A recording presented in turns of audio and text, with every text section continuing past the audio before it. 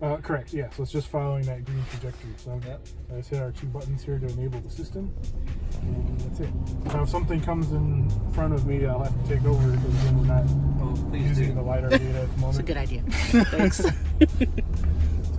So again, so the purpose of this demo is to kind of show the level of capability you can achieve with our drive-by-wire system. So you can put your own camera sensors and path planning algorithms on here. And this is kind of like the level of control you can expect to achieve. You can kind of see the repeatability already.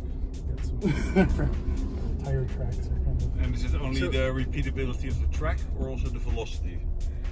So I recorded just the track. So then what we have is a way of generating our own speed trajectory that goes on top of it. Yeah. So the way it works is I specify a nominal speed that I want it to go to, and then a maximum lateral acceleration that I want it to use. Okay, so, and then you have just a controller to follow that path. Yeah, so if it sees that the curvature that's coming up is too sharp for the current speed, it'll dynamically generate a gradual slow down and speed up to not violate the acceleration limits.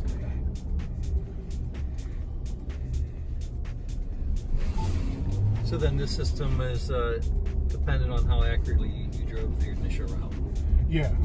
But couldn't you also do it where you collect the speed as you drive and then have that as a basis as well? Yeah. So I did actually record the speeds that I was going, but it's better. No, but I guess I mean like in a realistic situation, there's going to be posted speeds, right? And you're in flow speeds and things that you're going to want it to follow, right? Versus who the initial driver was going through it. Correct. Yeah. Well, this is just how our internal demo works at the moment. So the system that's running under here that's regulating the speed and acceleration, we're about to release this as a firmware upgrade. So like right now, if you had one of our kits, you just have access to the throttle and brake pedal positions. But with this, you can actually send a speed and acceleration target, and we can regulate it for you. So that way, it'll save your engineers time from developing a low-level control system that doesn't add value to whatever you're working on, but it's still very necessary to test your system. So you